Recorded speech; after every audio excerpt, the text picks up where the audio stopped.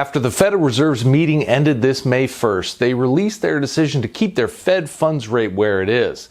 No rate cut and no rate hike. That was widely expected and didn't surprise anyone. But what was more informative was what Fed Chair Jerome Powell said in the press conference after the meeting. In today's video, we're going to look at what he said, what to watch for in the months to come, and what it all means for mortgage rates and the housing market. Let's get into it. The Fed's decision not to cut interest rates at this latest meeting came as no surprise. They noted the lack of further progress on inflation as their reasoning for not cutting rates. Multiple readings on inflation have been coming in hotter than expected the last few months, making it clear it was not the right time for them to cut rates. The Consumer Price Index, for example, has shown consumer inflation in the range of 3% to 3.5% over the last several months.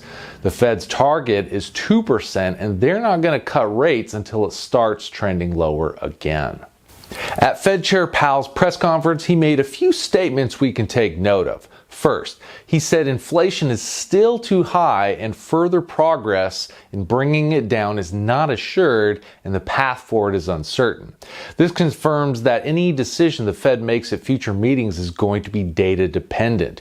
We get readings on inflation from multiple indices each month, so we'll have a pretty good idea what they might do as the new data comes in.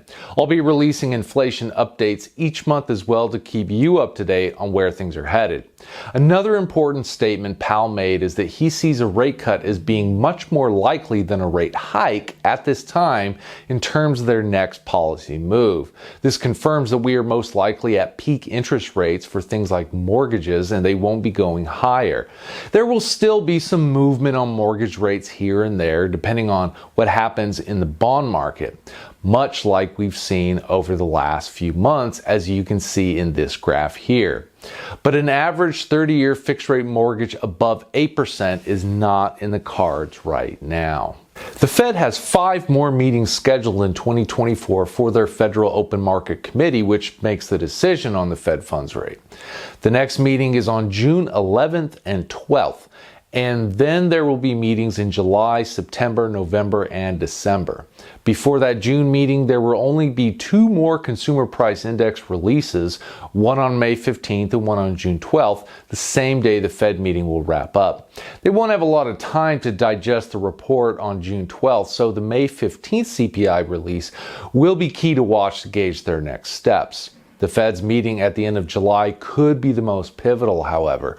We'll have had 3 inflation reports by then, and I think it's going to take 3 consecutive monthly reports of declining inflation for them to signal the plan to cut rates. So, what does this mean for mortgage rates going forward? It's important to remember that we don't need the Fed to actually cut their Fed funds rate in order for mortgage rates to start heading lower. We just need them to signal that it's on the way. That's because the Fed doesn't directly influence mortgage rates with their Fed funds rate. The bond market has much more influence on mortgage rates. Take, for example, what happened last year when the Fed signaled they were done raising interest rates. The yield on the 10-year Treasury bond went from a peak of 5% last October to a low of 3.8% in December, and this movement in the bond market happened just on the expectations of rate cuts in 2024. The Fed hadn't actually changed anything other than their statements. Because of this, we saw the average 30-year fixed-rate mortgage go from 7.8% in October to 6.6% in December, but the bond market expectations for rate cuts goes both ways. As the inflation reports were coming in hot and it became clear the Fed would not be cutting rates anytime soon, the bond market sent the yield on the 10-year Treasury from that low point of 3.8% back up to as high as 4.7% at the end of April. Similarly, the 30-year mortgage rate went from its recent low of 6.6% to 7.2% as of May 2nd. There can be a lot of movement in the bond market and mortgage rates because of expectations alone. My point here is that if we get a few months in a row of good inflation reports and the Fed changes their message to indicate rate cuts are on the immediate horizon, then we could see some big movements in the bond market and subsequently in mortgage rates. I think if all that fell into place, we could easily see mortgage rates head below that 6.6% low and start moving closer to 6%. This would be a big relief for the housing market, where high mortgage rates are hitting both buyers and sellers who would need to buy another home after selling their current home. We already saw the effect on the housing market the first few months of this year after the average mortgage rate hit that 6.6% low. New listings halted their downward trend and started rising again. The same happened with home sales. More transactions started taking place as mortgage rates came down from the previous highs. In the midst of it all, we did see the median home price rise, which is not totally unexpected, as the lower mortgage rate gave a boost to the demand side of the market.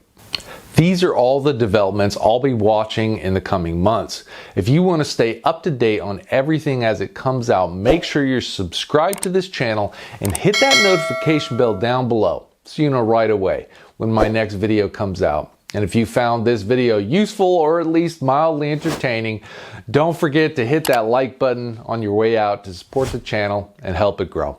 Thanks for stopping by. I'll see you in the next video.